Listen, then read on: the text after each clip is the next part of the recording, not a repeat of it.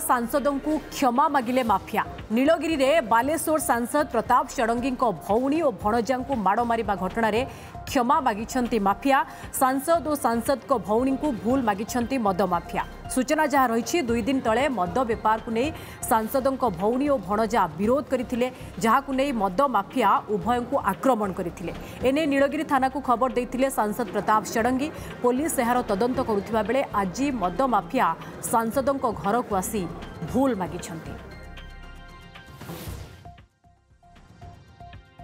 ये बेआईन भाव में मद बिके स्टेशन पाखे सबुदिन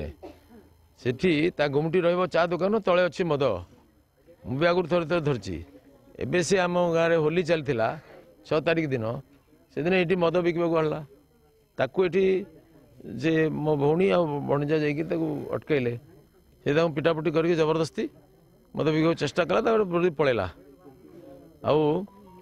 से मु पुलिस को कहली धर पुलिस जो गोड़ेला बर्तमान आसी मुझे कंटक करुच्ची मद बेपार बंद करेंगे तो छाड़ जाओ ना आरेस्ट कर गाँव में मद कारबार जो मैंने बेआईन भाव में कर विरुद्ध कठोर कार्यानुष्ठान बारंबार पुलिस को एक्साइज वालों को कही आज भी कहूँ बंद करा जाऊ कारण एमाने आम गाँव जनजीवन को नष्ट कर दौरान पिलाने छोट छोट पिला मद बिक्री गोलमाल कर जो लोक जड़े सी किस कले ना आसिकी मदटा धरिकी जाऊले बिल बाटे मुझे देखिकी मुझे अटकेली पार्टी कली मुझे रुह रुह कही से मदटा को छाड़ दी मद बैगटा को छाड़ दी पलि गले पलि जावापर ये बाबू जनक आसिले आसिक मत किस कले ना मत खाली मुझे बैगटा रखी मो मद बैगटा टाणिले मुझे कहली कौन पाई बाबू तो भाई तुम कहीं मद बैगटा आणु मुझे भल कहूँ सी मत पूरा गाड़ी माली कला गाड़ी कले हाँ आक्रमण कले मो हाथटा को मैंने यू मुड़ी देले मद बेपार करी मुझे 2 बोतल मद आनी आउ 2 बोतल पानी थिला मु बेपार कर पेट पाटी नहीं बेपार करने आसती नना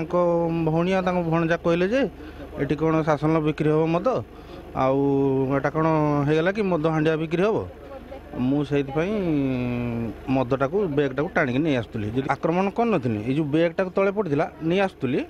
से बैगटा को छड़े रखुले मुझे जबरदस्ती टाणी नहीं गली हाँ आज ये भूल मांगी नना को भौणी की मागिकी कागज पत्र लेखालेखी करके नहीं जाऊँ आउ करी मद